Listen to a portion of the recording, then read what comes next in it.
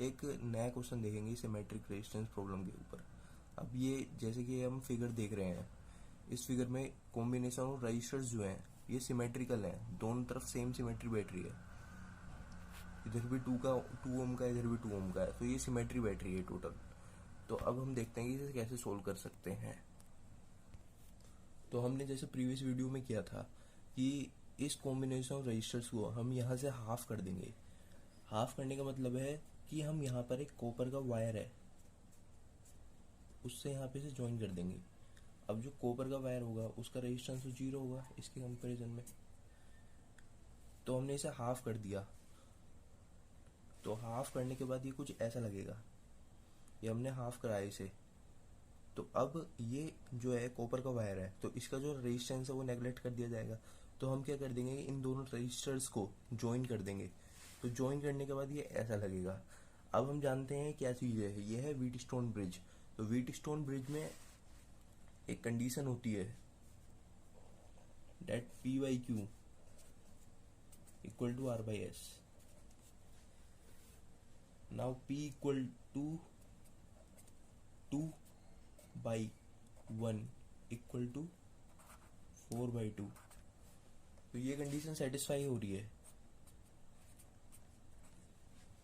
Therefore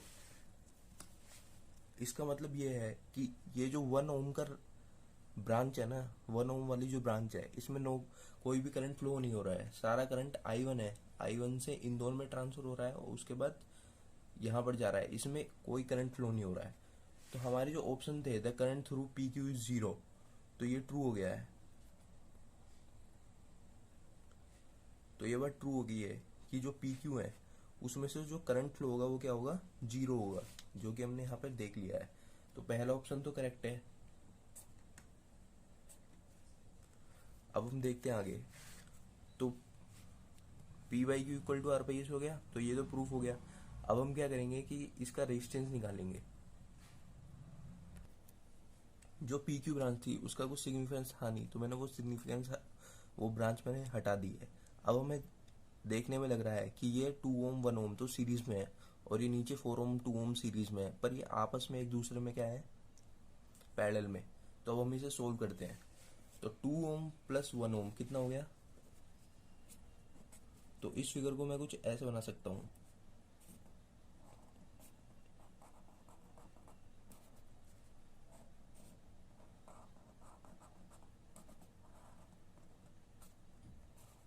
two ohm plus 1 ओम, ये जो register है कितने का होगा, 3 ओम का। और ये 4 ओम प्लस 2 ओम ये होगा कितने का, 6 ओम का।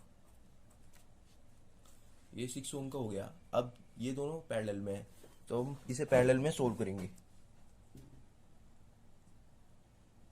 तो R equivalent RN in parallel क्या हो जाएगा, फॉर्मूला होता है R1 R2 by R1 plus R2 6।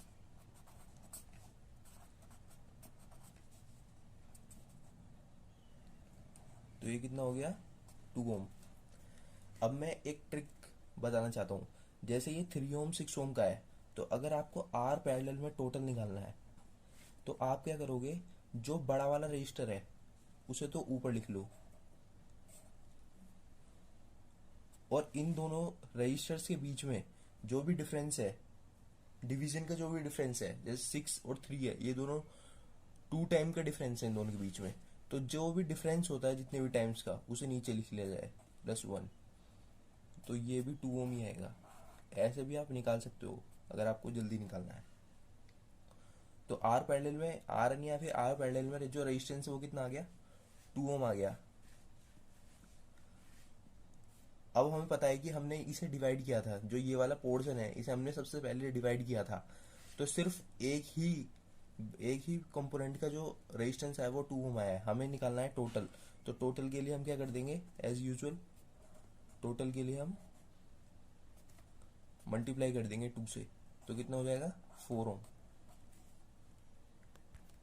इसका मतलब ये है कि ये जो कॉम्बिनेशन रजिस्टर है ना पूरा, इसका जो टोटल रेजिस्टेंस है वो कितना आएगा, 4 ओम आएगा। तो इससे हमने रेजिस्टेंस निकाल चुके हैं। अब यहाँ पर जो वोल्टेज है वो कितना दे रखा है 12 वोल्ट, और इसका रेजिस्टेंस आ गया है 4 ओम। तो अब हम यहाँ से I1 निकालना है। तो अब हम यहाँ पे ओम्स लॉ लगाएंगे। तो ओम्स लॉ क्या कहता है, ओम्स लॉ कहता है जो V है वो डायरेक्टली प्रोपोर्शनल होता है the current flow in a conductor. तो V इक्वल टू IR, ये होता है ओम्स लॉ। अब V की वैल्यू कितनी है 12 वोल्ट। I निकालना है हमें। I की जो नोटेशन है वो I1 है, तो I1 इंटू 4। तो यहां से I1 कितना आ गया हमारा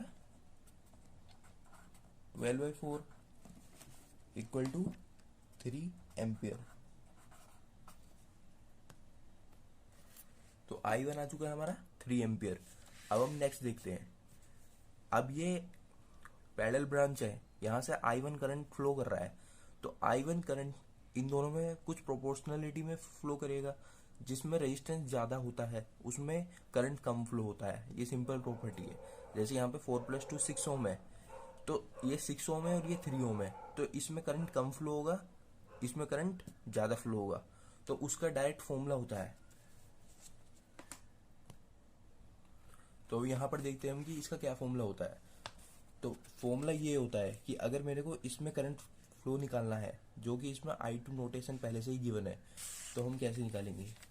तो उसके लिए होता है जो I2 होगा, तो I2 के लिए जो इससे करस्पॉन्डिंग दूसरा जो भी रजिस्टर है उनका टोटल रेजिस्टेंस अपोन में, जैसे वो रजिस्टर R2 है और अपोन में total resistance R1 plus R2 into total current flow into I1। तो ये होता है। अब R2 जो था इस केस में ये 6 था, अपोन में 6+3, और I1 हमारा कितना आया था, I1 है हमारा आया था 3 एम्पियर। तो 6×3 18/9, तो ये भी आ गया 2 एम्पियर। 2 एम्पियर का करंट आ चुका है। तो इसमें I2 में यहाँ पर 2 एम्पियर का करंट फ्लो हो रहा है, और I1 में जो I1 में है वो 3 एम्पियर का करंट फ्लो हो रहा था। तो अब यहाँ पे 2 एम्पियर है, तो यहाँ पर कितना फ्लो होगा जब टोटल करंट 3 एम्पियर का है। तो 2 एम्पियर इधर, तो इधर कितने का फ्लो होगा 1 एम्पियर का। अब ये एक चीज चेक नहीं करी हमने, the current through PQ is 0, ये तो ट्रू है। I1 इक्वल टू 3 एम्पियर, तो I1 भी हमारा 3 एम्पियर आया था। अब I2 equal to 2 ampere, I2 भी हमारा 2 एम्पियर आया था। अब हमें एक चीज और चेक करनी है, the potential at S is less than at Q। तो इसके लिए हम सिंपल क्रिस्चॉफ फॉर्मूला लगा देंगे, क्रिस्चॉफ वोल्टेज लॉ। तो यहाँ पर जो S है और यहाँ पर Q है, तो इसकी जो वोल्टेज फॉर्मेशन होगा यहाँ पे VS होगा, यहाँ पे VQ होगा। तो हम सिंपल यहाँ पर अब यहाँ पे 1 एम्पियर का करंट फ्लो हो रहा है और इसमें एक भी करंट फ्लो नहीं हो रहा है। वोल्टेज लॉ लगाने के बाद यहाँ पर क्या बन जाएगा, जो VS है, VS अपोजिट साइड से फ्लो हो रहा है, तो +4 माइनस का VQ इक्वल टू 0। तो VS equal to VQ minus 4। तो VQ बड़ा है VS से,